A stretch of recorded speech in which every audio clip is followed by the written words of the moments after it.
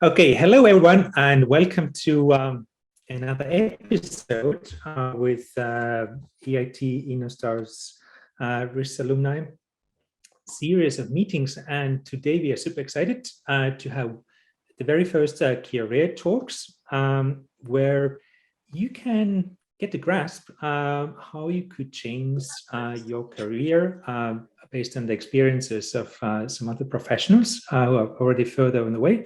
So if you are currently on the crossroads, maybe graduating from school or on your master's, PhD, or looking for a career change, in this series, you're going to hear about inspiring speakers who have been having a great journey, and maybe you will also get some inspiration and learning nuggets what you could how to kind of scale up your career in the coming year or years. And I'm very happy in today's episode to welcome Zsuzsanna Gedeon. She's originally Hungarian, but now living in the Big Apple across the Atlantic in New York. Originally was studying law, which often is the profession that is not meeting persons. And this is something that is usually behind the closed door, sending you very official emails. And now she's completely transformed into chief of staff in one of the startups in New York, which is very cosmopolitan and I think often also considered as very social. So total transformation, and super excited to hear how that was happening and taking place. So welcome to Zsuzsanna to our episode today. Thank you. It's very nice to be here, and appreciate the invitation. And I hope I can, provide some suggestions or ideas or a little bit of motivation, which I think is usually very much needed in our region of the world. So yeah, super happy to be here. Cool. And just to give a heads up, everybody who are dialing in today, that if you do have any question along the way, you can let us know using the Zoom hand function that you had questions, so we can bring you on the table as we progress with the episode today. But maybe let's just get started. I know maybe could you shine a bit of light how this kind of very serious, like when we had the first call, you seemed to be very energetic at the prep call, that how come a person who is a lawyer and usually working with documents decided to make that kind of chain, leave Europe and become very a people management person in the city of New York? You didn't tell me you're going to ask this, so I did not have a chance to prepare for this. But yeah, I was that set, I think, when I was 8 to be a lawyer. I really wanted to be a lawyer. And my parents on this call, so I can say this, that I think they were pretty miserable that I didn't become an economist, but wanted to become a lawyer. So I'm partially kidding. But yeah, so I was sure I want to do that. And then I did Elte Law School, and then went to Central European University to study constitutional law. And I thought that's what I want to do. I was absolutely super interested in politics, how constitutions work. I was fascinated by legal theory and political science. And I started my PhD at CEU, and that's how I got the Fulbright and went to NYU Law School. And I remember I was there working on a case with my supervisor. He was working on a Supreme Court case, actually, and meeting the biggest legal theorist. And I realized that constitutions do nothing. There's nothing you can really do to change the world if you're sitting in a room trying to write about constitutions. And that was a pretty big revelation, and made me to start to think about what can I do with my life. I also just have to say that Fulbright was a huge part of this. If I didn't get Fulbright, if I didn't get to New York, if I didn't meet those extremely inspiring people, and have those different conversations, I don't know what would have happened actually. Yeah, probably being a constitutional lawyer in Hungary. I think I'm not going to go to the topic how constitutional the country is, but yeah, I wouldn't. there is Yeah, a let's probably, not go there. Yeah. but how I'm still like wondering, like how did you even got to the Fulbright? Because I know that sometimes people see competitions where you can apply grants and stuff, and you can get approved the first time, or like I don't know what was your case. Like, did you apply? So I don't know, Fulbright scholarship application, you filled it, it was approved the first time, or you had also some kind of challenges on the way that, that maybe the first 10 times were not approved, and then it took a bit of a hustle to get there. Well, it's always a hustle, right? And I think it's funny that you asked this question, because I think to a certain extent, getting a Fulbright scholarship is very similar than getting a job or doing whatever you set your mind to do. And it's just very, very hard work. So, Fulbright, I always heard about Fulbright, right? Like, it's super hard to get it, but it's an amazing opportunity. So I did what I usually do in these situations. I went into the commission. I asked them to tell me what they need. And then I worked for a year to prepare what was needed. And, just to give you a couple of examples, it's not only the language exams, right, or the grades, but if you know that for Fulbright, you're going to need extracurricular activities or articles, then you have a year to provide those and just go and work on it. So I think it's just very important to set your mind and figure out what is needed and then find the most efficient way to get there, basically. I mean, I know it sounds super easy. It's not super easy, actually. And there's a lot of, insecurities there and hardships. But I think the single most important element is to make the actual decisions that I'm going to do my best to try to do this and get this. And I think that's also maybe something that, that, if you're setting the targets where to go, I think sometimes maybe, I think that's maybe what it seems to be, like when you said you were 8 years old and you wanted to become a lawyer, you kind of said that, in the next, I don't know, how many years it was taking to get you there. But kind of, if you said that this is the destination where you want to head to, kind of figure out the way. So maybe for some of the listeners, either today joining the session or watching a replay on YouTube, how, I don't know, like, is there a trick to find that? What is that right destination for you? I understood that at one point you wanted to become a lawyer, but then you kind of discovered that the next destination is the Fulbright. That how should maybe people find those kind of destination points that might be a bit different than?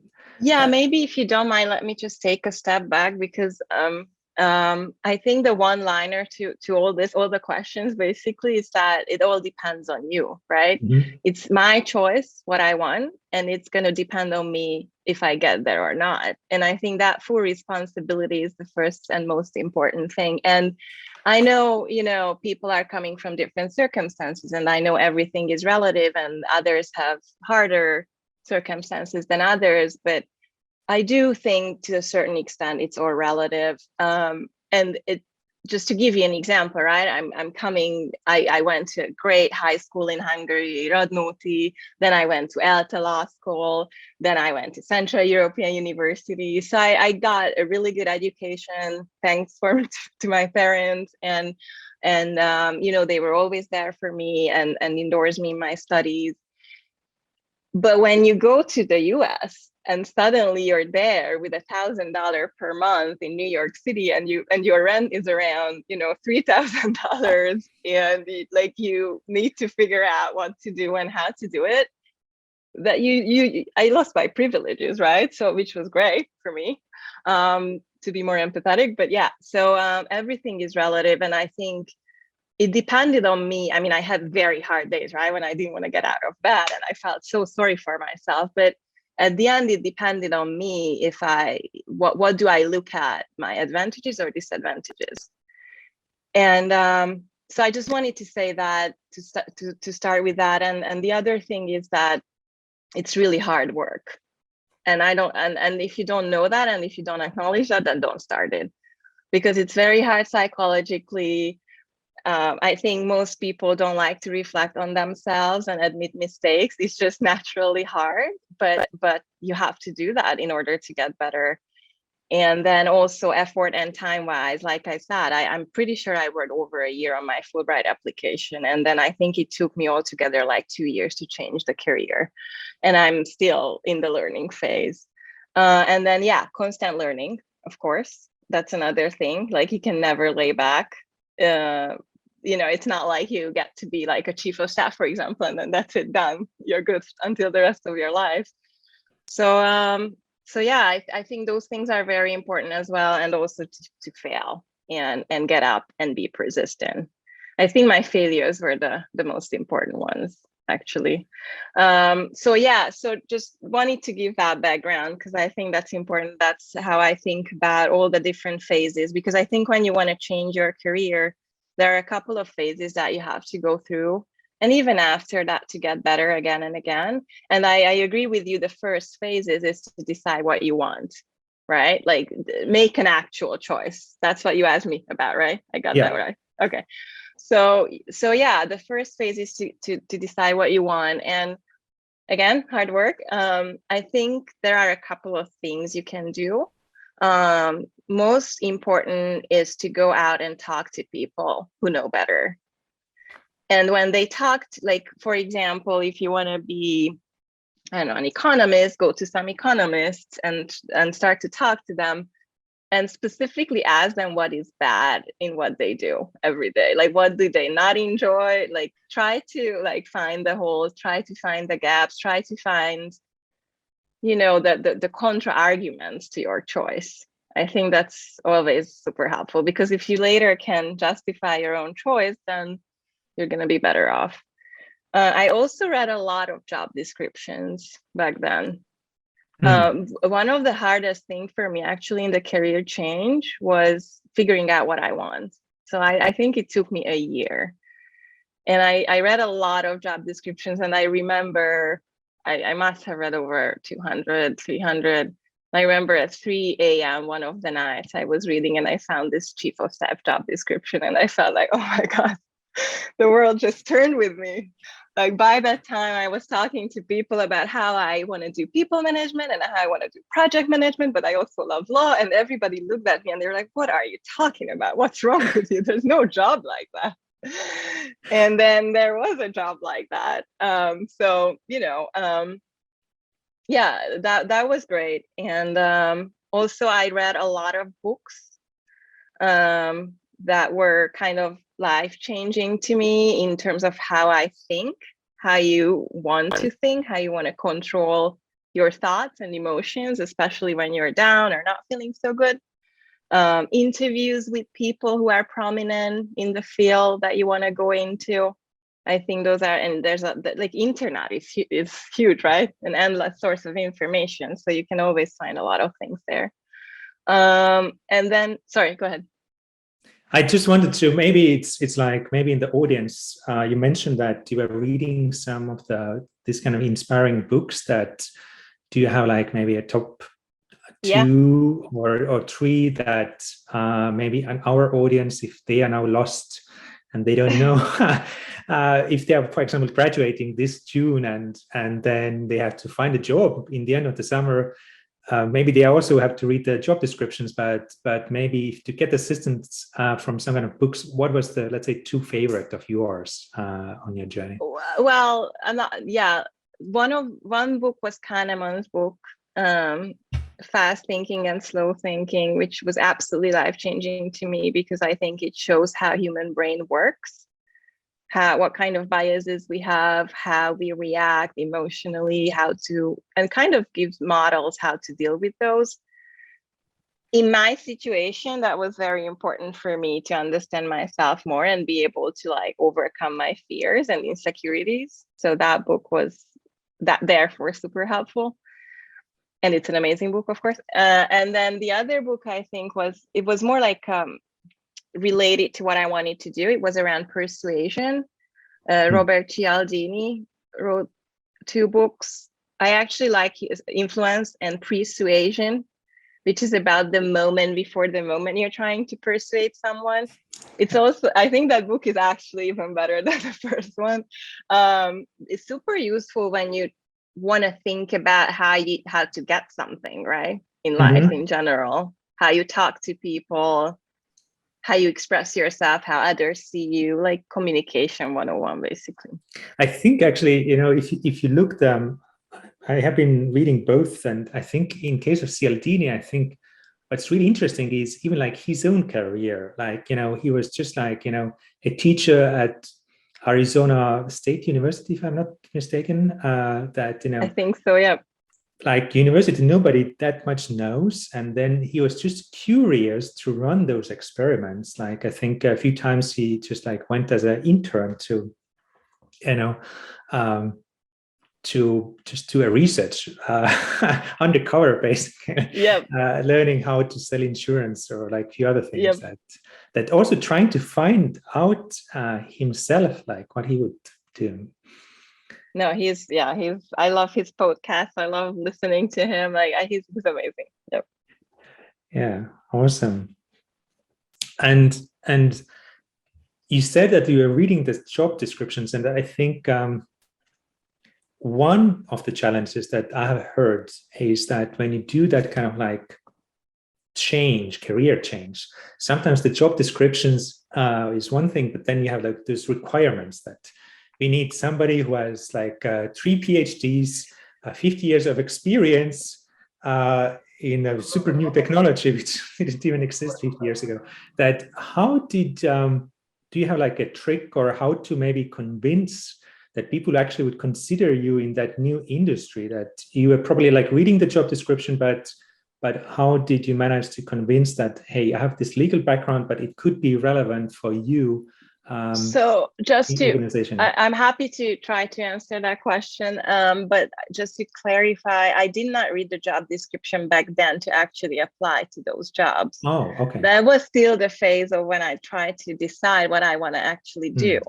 Because eventually, I think what you're going to figure out, especially if you're changing career or if you're starting your career, is that whatever you see on the job description, like you said, the requirements, many of the requirements you do not comply with. So then what do you do, right? Yeah. And then that's how so there's a couple of things there. Okay. What are the tricks that people could discover how to make that jump?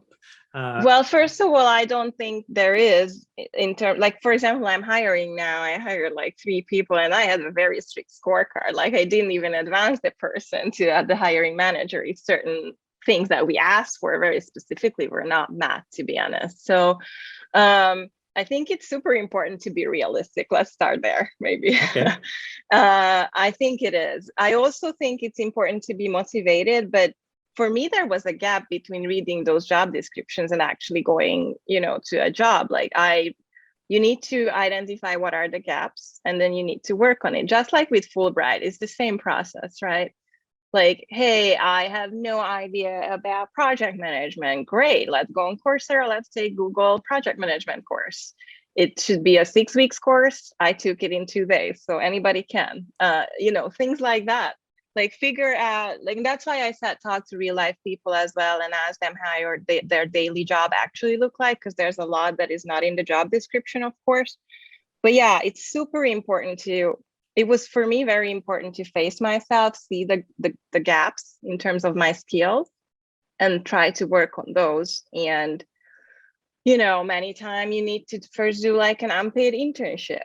And then at one point I worked as a personal assistant to a billionaire in New York, actually, which was a lot of fun, but that was more like, let's earn some money to, build up my skill sets and get some confidence. So find your financial stability a little bit as much as you can. That gives you the leeway to work on the skills that you're missing, I guess, is the first trick, if you will.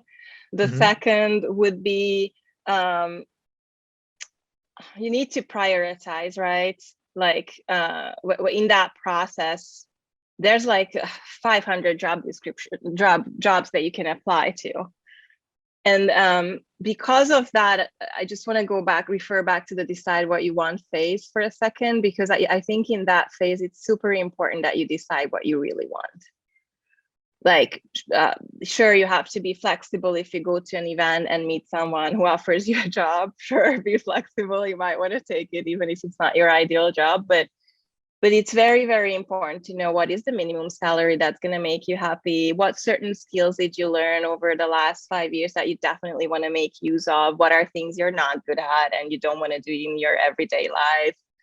What do you want to learn in your job? Do you want to learn something in your job? So all of those things, I think it's very good to have like a minimum requirement scorecard. This is what I'm not willing to, lower my expectations about. And then related to that, I did say that be flexible, right? Like in New York City, for example, networking events are everything.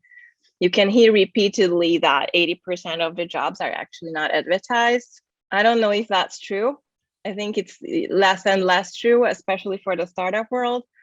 But, there is something to that for sure. And personal references and personal referrals actually matter a lot. Another thing that I did recently in January when I changed jobs was, before I went to anybody to refer me or ask them if they have any jobs, I wanted to go out to the market and see my value. So I just started to blindly apply to jobs on LinkedIn and AngelList, which was terrifying, totally terrifying. But it actually turned out pretty well, because I that's how I got my current job. And I actually had way more offers, which was super cool. But the point is that if you go there and learn your own value, then you're going to be less insecure. And then you can say no to things that you should not accept, which are very, very helpful, I think, in the long run, and super helpful to understand again what you want. I think that's, again, gets back to like, if you know, and you have, let's say, created what you said, the minimum scorecard, that's probably super helpful, that, that kind of sets the reference that, if you're, for example, the aim is that you don't want to accept a job less than, let's say, I don't know, 200K per year, then if you get an offer of 150, you say like, well, that's not this. So reject in my algorithm and look for a new lead. Yeah, no, yeah, absolutely. And it was, I also have to say that I was super lucky, and that's just about the environment and how the industry works. Like, you have to be clear on that, right? Because when 4 years ago or 5 years ago, I figured out this job's chief of staff, again, a lot of people were looking at me and telling me, what is that? And in 4 years, actually, this became an industry. There are programs for chief of staff, like at On Deck, right, that we talked about yesterday. Yeah. And every second startup is looking for a chief of staff, especially in tech. So yeah, so I was also very lucky. I just wanted to say that. That sounds like you were like, really beginning of the creation of like a new niche in that sense. Or let's hope it stays. New role.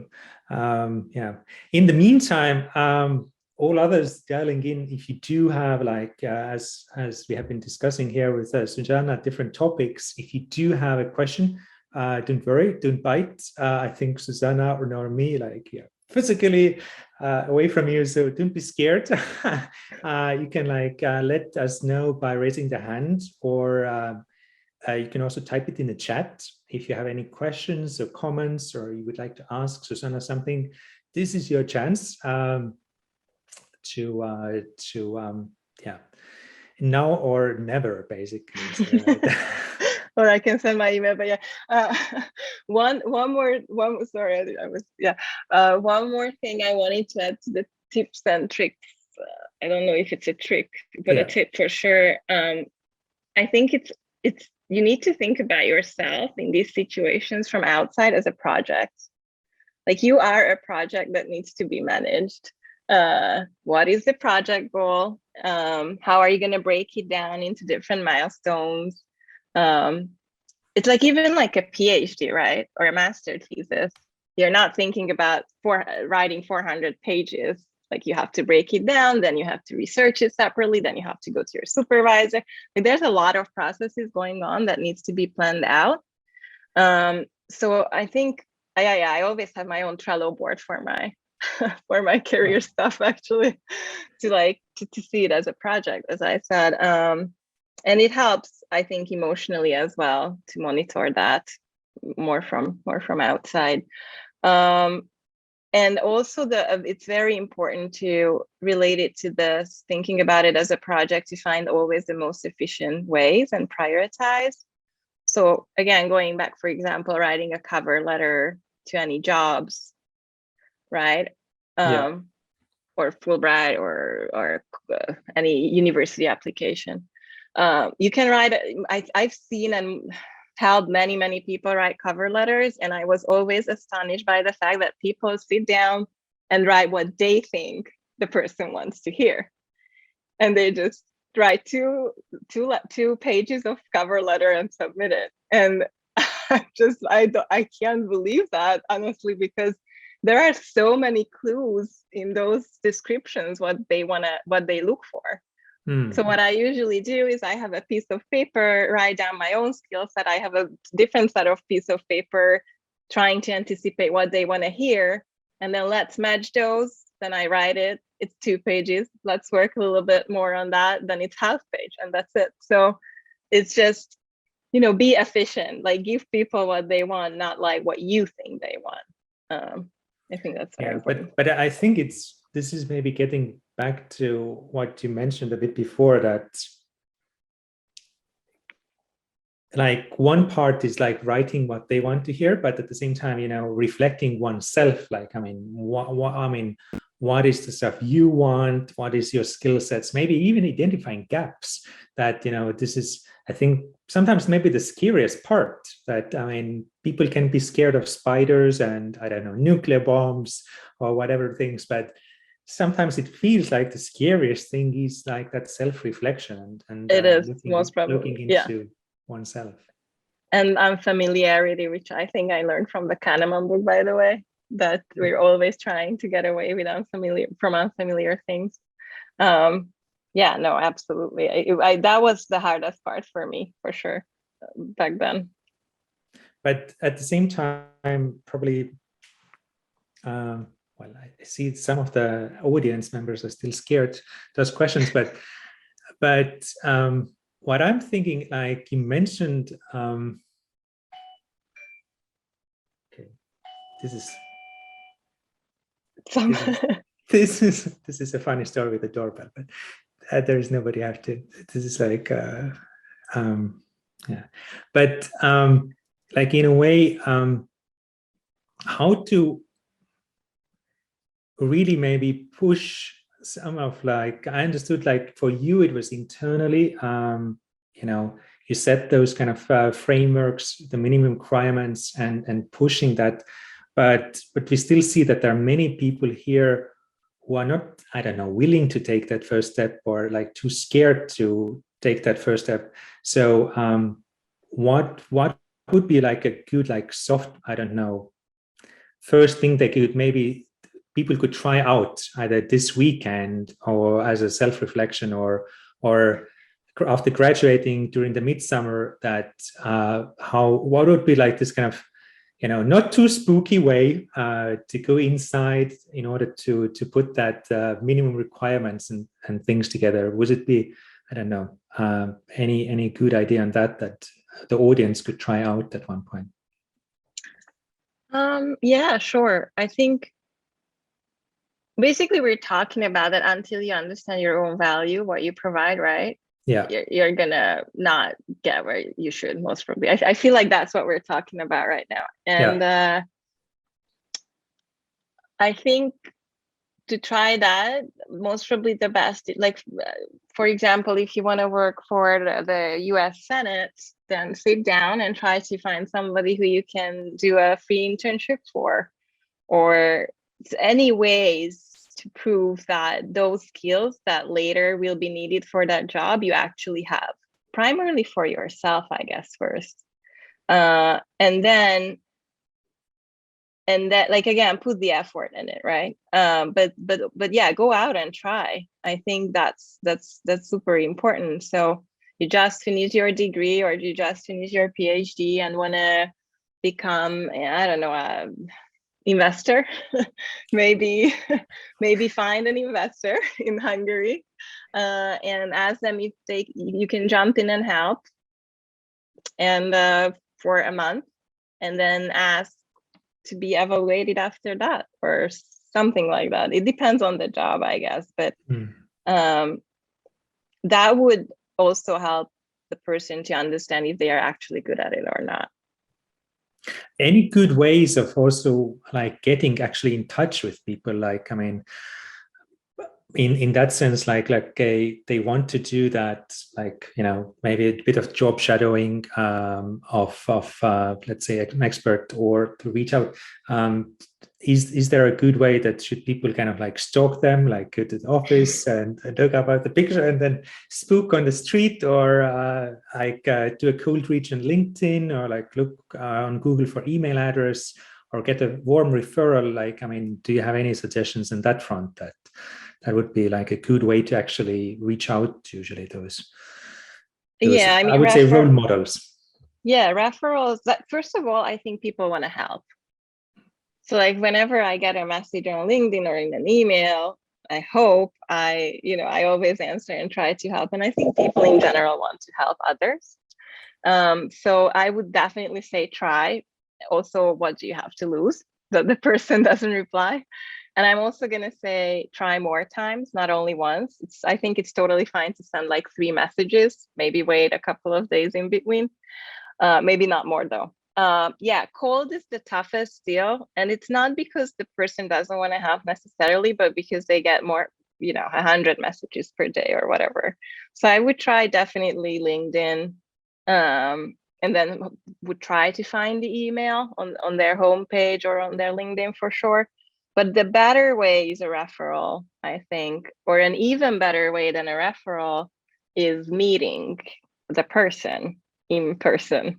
So, for example, if you want to work with a professor, or you want to get accepted to a PhD program, you can go to the university to a lecture. You listen to the professor, then at the end you can go to the professor, ask questions, clever questions, talk to the person, introduce yourself, start to have a human conversation, and not just be like a CV or number or name. I think that's very, very important. And I think there's a lot of ways to well, not during COVID, obviously, but otherwise there was, and hopefully there will be a lot of ways to meet people in like professional events, meetups, or occasions like this, right? So if you want to create a connection, I think it's not as hard as it used to be, I don't know, 20 years ago.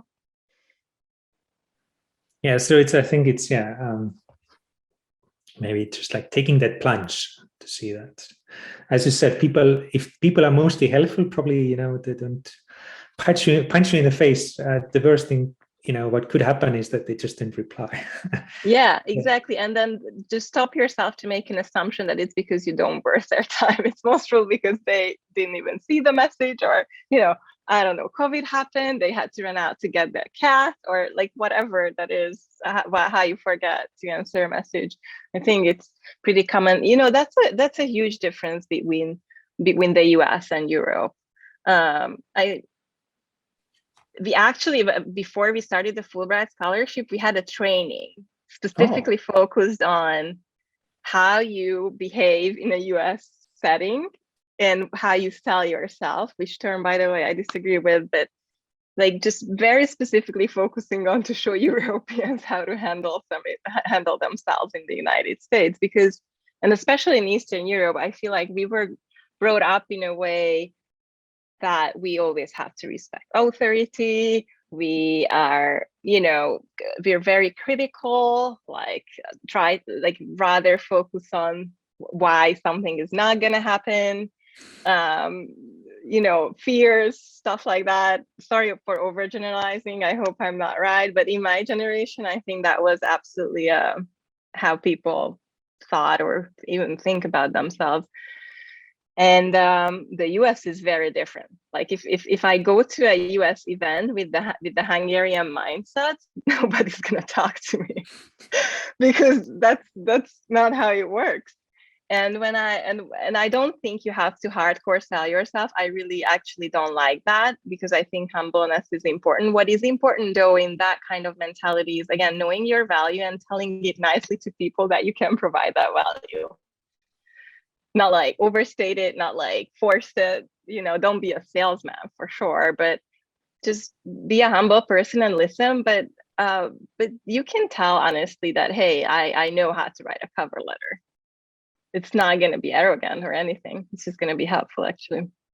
Yeah, maybe focusing on the points like properly. But I feel sometimes also like between the Europe, it's really like that also energy in the discussion that, it's maybe even the voice you speak that sometimes you're like, I am great engineer. Like, it's like, Yeah, I see what you mean. Yeah, it's interesting for sure. There is something around, well, that would be a way longer conversation around education and mindset and stuff, but both types of education have their pros and cons. I love about Americans how motivated they are. But it was terrifying for me when I was sitting in the law school, helping the professor who was my supervisor, and then somebody said a completely extremely stupid thing about the American Constitution, and the professor's reaction was not that, oh my God, like, how? No, this is not true. The professor's reaction was, that's a very interesting thought. So, but because of that, I feel like those kids don't mind failing because they don't feel bad about themselves, so they keep trying and keep staying motivated, which is something I think was huge for me to learn. But also on the other hand, of course, there is a lack of criticism sometimes. Another big cultural difference, I think, how you communicate criticism and stuff like that. Yeah, but people are learning from the mistakes often. So probably like, helping people out, it's like when you fall down, helping out gets you further than just like, okay, I fell down, I shouldn't ski anymore at all. Like, I mean, it's just like, that might be slippery sometimes, but life goes on. But I'm really curious. I mean, Zsuzsanna and I have been like now talking for 40 minutes.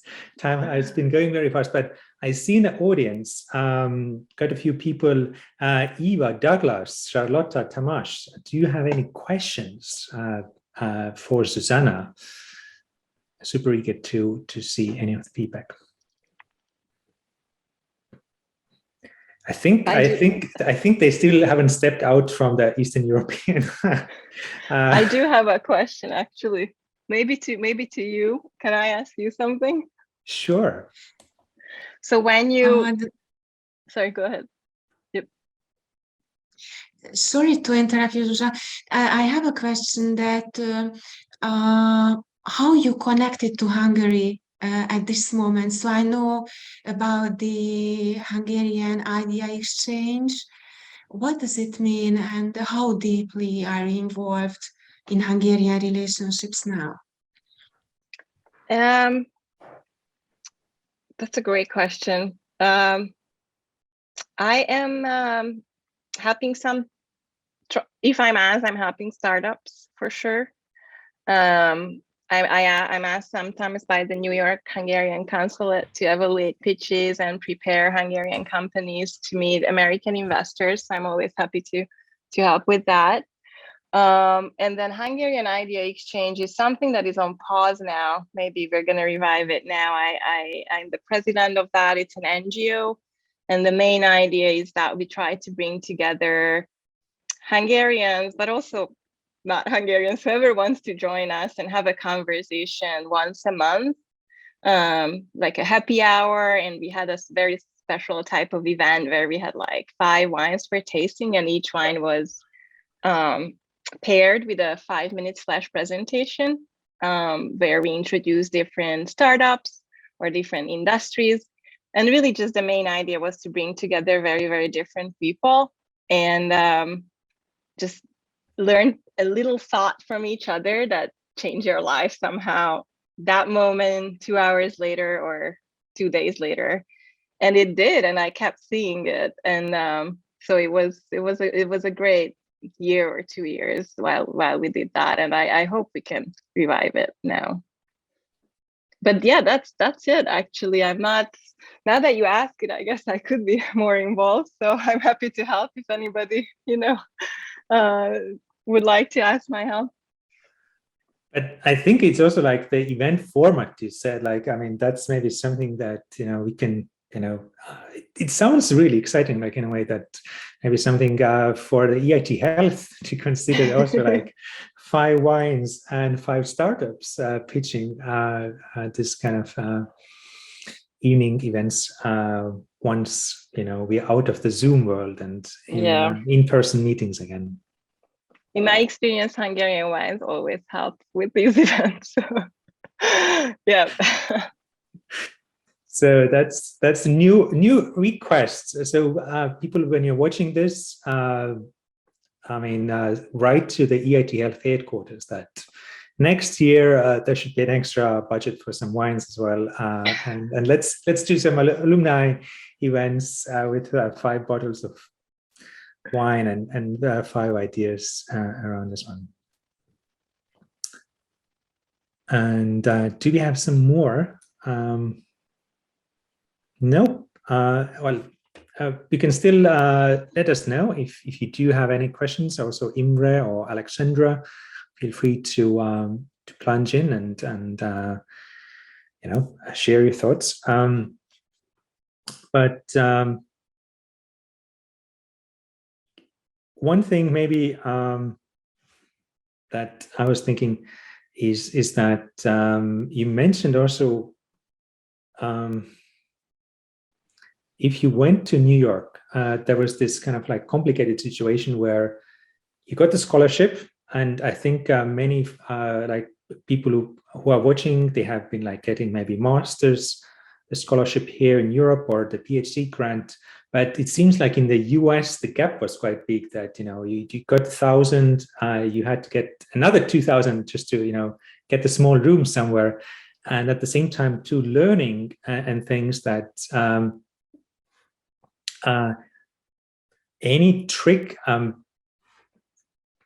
is it good to push oneself into this kind of situation? Or like, if let's say somebody next, I don't know, applies during the summer also somewhere in the US or I don't know, wherever it's really super expensive, Tokyo, how to really like overcome this? Like, did you lean to your network to find this? It was the like requesting out the people or like the super, it felt like, I think, very much mission impossible. So maybe something in that sense, how people really like should put themselves into this very low situation, or I don't know, what is the good strategy? It definitely worked for you, but would there be something that, looking back, you wish that you would have changed in the process?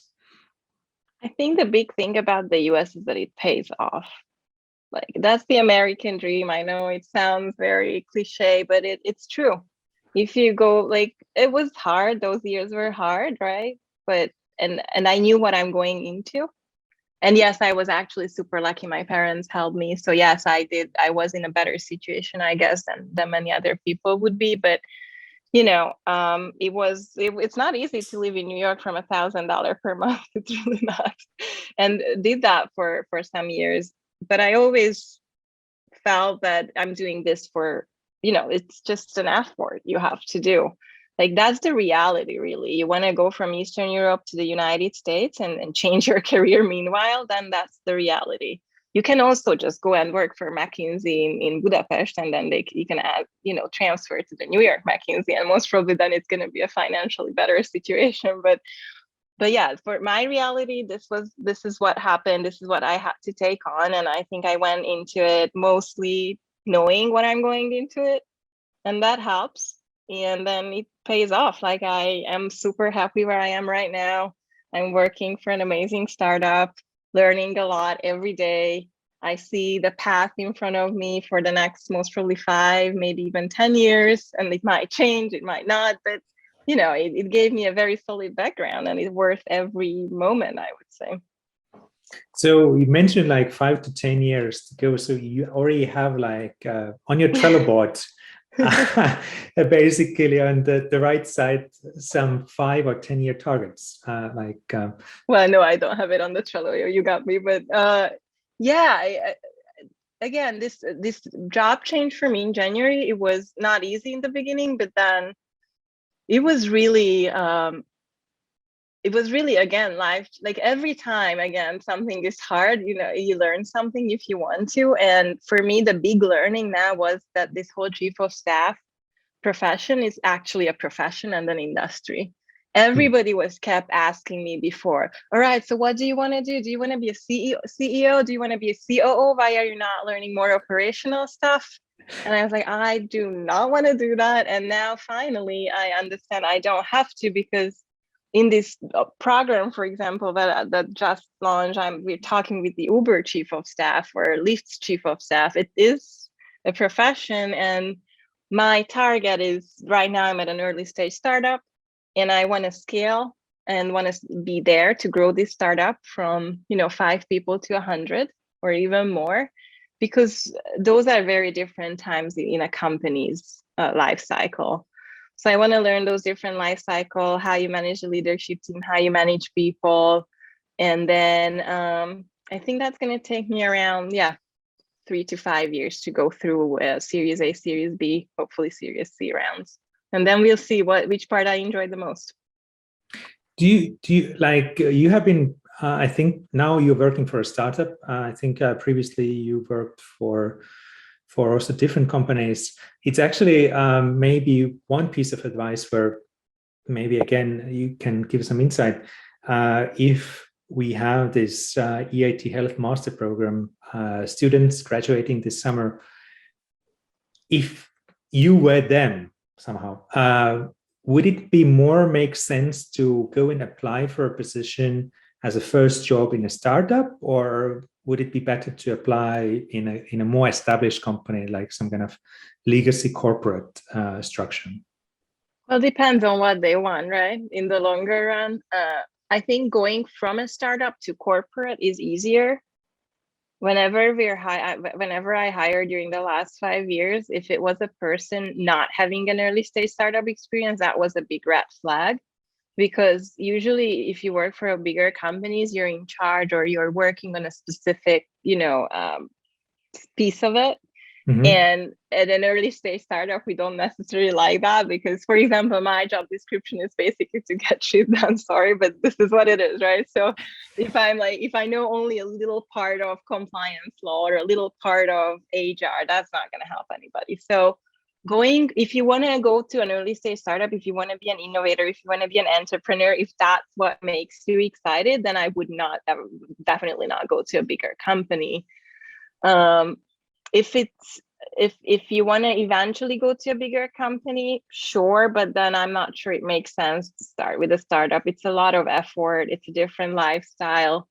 In my experience, maybe it's different in Europe than in New York. I'm not sure. So I'm sorry, I'm not answering your question. I would say figure out what you want in the longer term if it's possible. I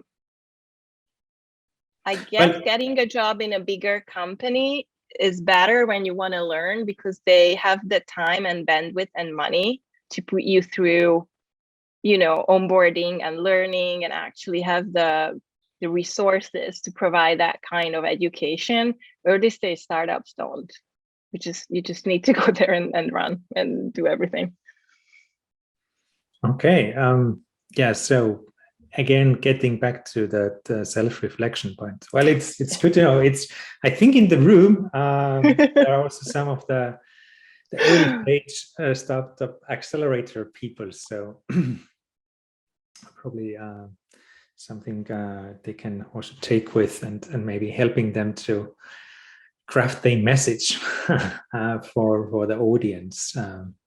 One thing I think I did not mention until now in terms of what to do during education is, I think by now most probably at all the universities, there's a choice in terms of what you learn. And I don't think I really valued those subjects back then, which I should have, because they taught an actual framework and how to think as opposed to the hardcore black letter law. And now I know better. But back now I know that actually philosophy was one of the most useful classes at the law school, because it taught us how to think about things, how to argue about things, not like, again, black letter law. So if you get a chance to choose classes and courses that teaches frameworks and problem solving and communication, I would definitely opt for that, even if it's in an industry or around a topic that I'm not necessarily that interested in. Well, maybe that's actually how to say, also like interesting combination. I think sometimes the innovation, happens in the fringes when you take a piece of law and then mix it with something that would be, considered untraditional, like, I don't know, culinary art. That a lawyer focusing on. I have a friend in the US, my roommate, that used to be a lawyer as well, and at one point he decided to focus on wine law. And then they started a winery. So it's like, again, like nice. Split from the classical court cases into legal framework, how to support like Californian wineries, which seem to be very not that a popular industry back then. Yeah, and I think my generation is really lucky, actually, because we got that luxury, right? Things are different. Like, people are not set on a specific career, like you're a lawyer until the rest of your life, you're a doctor until the rest of your life. I think a lot is changing because of internet and tech, and new cross-functional disciplines emerge. And I don't know anybody from my generation who actually stayed in their original profession, including me, and this is how I started back an hour ago. Like, I wanted to be a lawyer. So there's nothing wrong about that. And I think my generations and the ones after actually finally know that and understand that, and I just want to find something that is meaningful, which I think is amazing and has a great effect on the workforce and the workplace. Yeah, I think it's actually kind of interesting how all those big startups, I mean, if you listen to the stories of, you mentioned Uber, I think if I remember the story correctly, that was also, started by two people who, they didn't have any transportation background, but they had a struggle how on earth to get the car in Paris, where nobody was picking them up. Or Airbnb, which was like, two people from the design field. It's like, this is ridiculous that, we are so poor design students, we don't have money. Can we rent out that few square meters of living room space? Yeah, it's all about the problem. And these people were very receptive. I do see a lot of startups nowadays where I think they really want to do a startup, but the problem is not necessarily there or not as big as they think. But that's a different conversation. So yeah. Yeah, I think it's a difference. Either you start from technology. I think sometimes, some of them, they might be like, hey, I crafted this wonderful engineering technology and I have to now find a problem where I could actually apply it, versus the other way around, that I have a struggle here. I have a struggle managing the people. I actually maybe need that chief of staff. That could be that maybe we have to approach people from the human side instead of sending some complicated legal documents they don't understand. Couldn't agree more. Yep. Document. Yeah. But this has been delightful hour with you, Zsuzsanna. Last call for any extra comments from the audience. If not, you are really missing out. But if there are those, maybe some people that are watching this in replay on our YouTube channel, is there a way that they could also reach you out, that if they are coming to Madeira, where you are now, or swinging by New York and want to join maybe at the Hungarian club for the wine and the pitches, what's the best way to get in touch with you? LinkedIn is a pretty good way, or my very, very long email that I'll ask Beata to share with anybody who wanna get in touch with me. And if I don't reply for the first time, feel free to message me. I try, but sometimes I fail. But yeah, so feel free to reach out to me if I can be helpful in any way.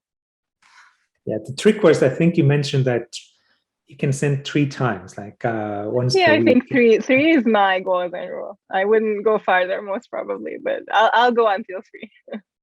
Yeah, but this has been super helpful. I think people learned during this session today that they have to reflect themselves where they want to head to. Zsuzsanna also said that it would be great to identify those gaps, that if you know where you're heading to and see what's the difference with reality, like that, come up with a strategy to fill that up, and then to make that minimum scoreboard. What is the kind of minimum requirements you would be actually willing to get on board? And if you're a scientist, you know, things can, you know, why not to look at their career as a project, a research project or something? Again, like it probably helps you to navigate through the maze of choices and decisions. So many frameworks. If you missed any out, feel free to replay it in our channel. And if you want to take a deeper contact and ask extra questions, you can find Zsuzsanna on LinkedIn. Thank you so much for EIT Health, InnoStars and RIS program for enabling us to get together today. Also, if you want to see what are the options of EIT Health for supporting innovators in Europe, check out the website eithealth.eu. There are different boot camps, mentorship programs, and more summer courses that could help you and maybe help you to take that first complicated step of validating your idea and getting started either in Europe or overseas. Thank you for watching this episode today, and see you soon again in the next Career Talk episode. Thanks for having me.